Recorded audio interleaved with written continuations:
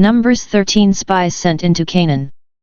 The Lord said to Moses, "Send men to spy out the land of Canaan, which I give to the people of Israel. From each tribe of their fathers shall you send a man, every one a leader among them." So Moses sent them from the wilderness of Paran, according to the command of the Lord, all of them men who were heads of the people of Israel. And these were their names: from the tribe of Reuben, Shammua the son of Zachar; from the tribe of Simeon, Shaphat the son of Hori; from the tribe of Judah, Caleb the son of Jephunneh; from the tribe of Issachar, Igal the son of Joseph; from the tribe of Ephraim, Hoshea the son of Nun; from the tribe of Benjamin, Palti the son of Raphu; from the tribe of Zebulun, Gadiel the son of Sodi; from the tribe of Joseph, that is from the tribe of Manasseh, Gadi the son of Susi; from the tribe of Dan, Amiel the son of Gemali; from the tribe of Asher, Sthur the son of Michael; from the tribe of Naphtali, Nabai the son of Vophsi; from the tribe of Gad, Jehuel the son of Maki. These were the names of the men whom Moses sent to spy out the land. And Moses called Hoshea the son of Nun Joshua. Moses sent them to spy out the land of Canaan, and said to them, "Go up into the Negeb yonder, and go up into the hill country, and see what the land is, and whether the people who dwell in it are strong or weak, whether they are few or many, and whether the land that they dwell in is good or bad, and whether the cities that they dwell in are camps or strongholds, and whether the land is rich or poor, and whether there is wood in it or not. Be of good courage, and bring some of the fruit of the land." Now the time was the season of the first ripe grapes. So they went up and spied out the land from the wilderness of Zin to Rehob, near the entrance of Hamath. They went up into the Negeb, and came to Hebron, and Ahiman, Sheshai, and Talmah, the descendants of Anak, were there. Hebron was built 7 years before Zoan in Egypt. And they came to the valley of Eshcol, and cut down from there a branch with a single cluster of grapes, and they carried it on a pole between two of them. They brought also some pomegranates and figs. That place was called the valley of Eshcol, because of the cluster which the men of Israel cut down from there. The report of the spies. At the end of 40 days they returned from spying out the land. And they came to Moses and Aaron and to all the congregation of the people of Israel in the wilderness of Paran, at Kadesh. They brought back word to them and to all the congregation, and showed them the fruit of the land. And they told him, "We came to the land to which you sent us, it flows with milk and honey, and this is its fruit. Yet the people who dwell in the land are strong, and the cities are fortified and very large, and besides, we saw the descendants of Anak there. The Amalekites dwell in the land of the Negeb, the Hittites, the Jebusites, and the Amorites dwell in the hill country, and the Canaanites dwell by the sea, and along the Jordan." But Caleb quieted the people before Moses, and said, "Let us go up at once, and occupy it, for we are well able to overcome it." Then the men who had gone up with him said, "We are not able to go up against the people, for they are stronger than we." So they brought to the people of Israel an evil report of the land which they had spied out, saying, "The land, through which we have gone to spy it out, is a land that devours its inhabitants, and all the people that we saw in it are men of great stature. And there we saw the Nephilim, the sons of Anak, who come from the Nephilim, and we seemed to ourselves like grasshoppers, and so we seemed to them." Numbers 14. The people rebel. Then all the congregation raised a loud cry, and the people wept that night. And all the people of Israel murmured against Moses and Aaron. The whole congregation said to them, "Would that we had died in the land of Egypt! Or would that we had died in this wilderness! Why does the Lord bring us into this land, to fall by the sword? Our wives and our little ones will become a prey. Would it not be better for us to go back to Egypt?" And they said to one another, "Let us choose a captain, and go back to Egypt." Then Moses and Aaron fell on their faces before all the assembly of the congregation of the people of Israel.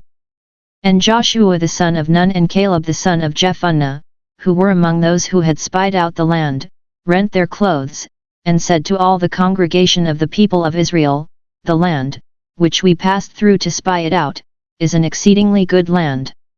If the Lord delights in us, He will bring us into this land and give it to us, a land which flows with milk and honey." Only, do not rebel against the Lord, and do not fear the people of the land, for they are bread for us, their protection is removed from them, and the Lord is with us, do not fear them. But all the congregation said to stone them with stones. Then the glory of the Lord appeared at the tent of meeting to all the people of Israel. And the Lord said to Moses, How long will this people despise me? And how long will they not believe in me, in spite of all the signs which I have wrought among them? I will strike them with the pestilence and disinherit them, and I will make of you a nation greater and mightier than they. Moses intercedes for the people. But Moses said to the Lord, Then the Egyptians will hear of it, for thou didst bring up this people in thy might from among them, and they will tell the inhabitants of this land. They have heard that thou, O Lord, art in the midst of this people, for thou, O Lord, art seen face to face, and thy cloud stands over them and thou goest before them, in a pillar of cloud by day and in a pillar of fire by night.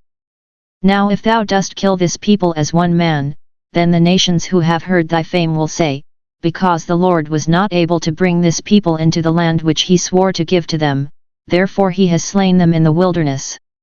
And now, I pray thee, let the power of the Lord be great as thou hast promised, saying, The Lord is slow to anger, and abounding in steadfast love, forgiving iniquity and transgression, but he will by no means clear the guilty, visiting the iniquity of fathers upon children, upon the third and upon the fourth generation. Pardon the iniquity of this people, I pray thee, according to the greatness of thy steadfast love, and according as thou hast forgiven this people, from Egypt even until now. Then the Lord said, I have pardoned, according to your word, but truly, as I live, and as all the earth shall be filled with the glory of the Lord, none of the men who have seen my glory and my signs which I wrought in Egypt and in the wilderness, and yet have put me to the proof these 10 times and have not hearkened to my voice, shall see the land which I swore to give to their fathers, and none of those who despised me shall see it. But my servant Caleb, because he has a different spirit and has followed me fully, I will bring into the land into which he went, and his descendants shall possess it. Now, since the Amalekites and the Canaanites dwell in the valleys, turn tomorrow and set out for the wilderness by the way to the Red Sea. An attempted invasion is repulsed. And the Lord said to Moses and to Aaron, How long shall this wicked congregation murmur against me? I have heard the murmurings of the people of Israel, which they murmur against me. Say to them, As I live, says the Lord, what you have said in my hearing I will do to you, your dead bodies shall fall in this wilderness, and of all your number, numbered from 20 years old and upward, who have murmured against me, not one shall come into the land where I swore that I would make you dwell, except Caleb the son of Jephunneh and Joshua the son of Nun. But your little ones, who you said would become a prey, I will bring in, and they shall know the land which you have despised. But as for you, your dead bodies shall fall in this wilderness. And your children shall be shepherds in the wilderness 40 years, and shall suffer for your faithlessness, until the last of your dead bodies lies in the wilderness. According to the number of the days in which you spied out the land, 40 days, for every day a year, you shall bear your iniquity 40 years, and you shall know my displeasure. I, the Lord, have spoken, surely this will I do to all this wicked congregation that are gathered together against me, in this wilderness they shall come to a full end, and there they shall die. And the men whom Moses sent to spy out the land, and who returned and made all the congregation to murmur against him by bringing up an evil report against the land, the men who brought up an evil report of the land, died by plague before the Lord. But Joshua the son of Nun and Caleb the son of Jephunneh remained alive, of those men who went to spy out the land. And Moses told these words to all the people of Israel, and the people mourned greatly. And they rose early in the morning, and went up to the heights of the hill country, saying, See, we are here, we will go up to the place which the Lord has promised, for we have sinned. But Moses said, Why now are you transgressing the command of the Lord, for that will not succeed? Do not go up lest you be struck down before your enemies, for the Lord is not among you. For there the Amalekites and the Canaanites are before you, and you shall fall by the sword, because you have turned back from following the Lord will not be with you. But they presumed to go up to the heights of the hill country, although neither the ark of the covenant of the Lord, nor Moses, departed out of the camp. Then the Amalekites and the Canaanites who dwelt in that hill country came down, and defeated them and pursued them, even to Hormah. Numbers 15. Various offerings. The Lord said to Moses, "Say to the people of Israel, when you come into the land you are to inhabit, which I give you, and you offer to the Lord from the herd or from the flock an offering by fire or a burnt offering or a sacrifice, to fulfill a vow or as a freewill offering or at your appointed feasts, to make a pleasing odor to the Lord, then he who brings his offering shall offer to the Lord a cereal offering of 1/10 of an ephah of fine flour, mixed with 1/4 of a hin of oil, and wine for the drink offering, 1/4 of a hin, you shall prepare with the burnt offering, or for the sacrifice, for each lamb. Or for a ram, you shall prepare for a cereal offering 2/10 of an ephah of fine flour mixed with 1/3 of a hin of oil, and for the drink offering you shall offer 1/3 of a hin of wine, a pleasing odor to the Lord. And when you prepare a bull for a burnt offering, or for a sacrifice, to fulfill a vow, or for peace offerings to the Lord, then one shall offer with the bull a cereal offering of 3/10 of an ephah of fine flour, mixed with 1/2 a hin of oil, and you shall offer for the drink offering 1/2 a hin of wine, as an offering by fire, a pleasing odor to the Lord. Thus it shall be done for each bull or ram, or for each of the male lambs or the kids. According to the number that you prepare, so shall you do with every one according to their number. All who are native shall do these things in this way, in offering an offering by fire, a pleasing odor to the Lord. And if a stranger is sojourning with you, or anyone is among you throughout your generations, and he wishes to offer an offering by fire, a pleasing odor to the Lord, he shall do as you do.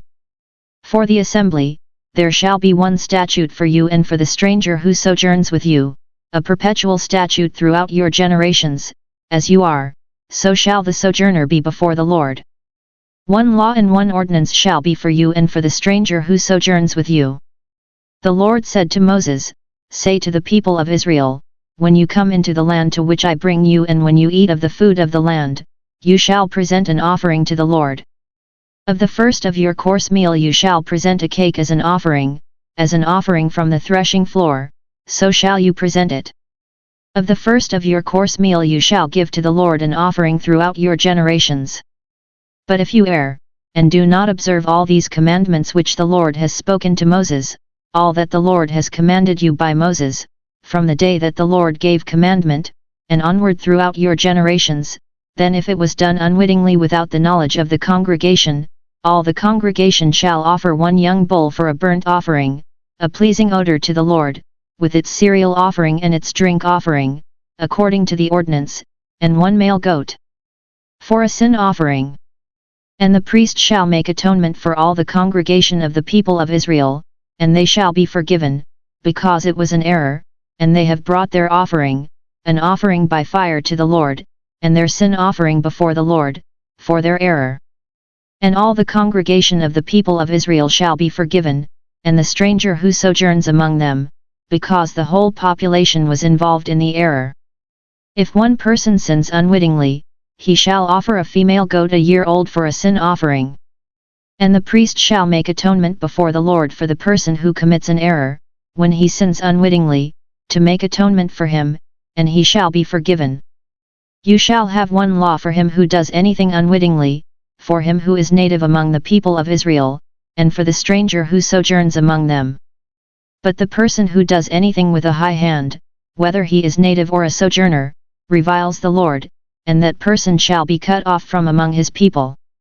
Because he has despised the word of the Lord, and has broken his commandment, that person shall be utterly cut off, his iniquity shall be upon him. Penalty for violating the Sabbath.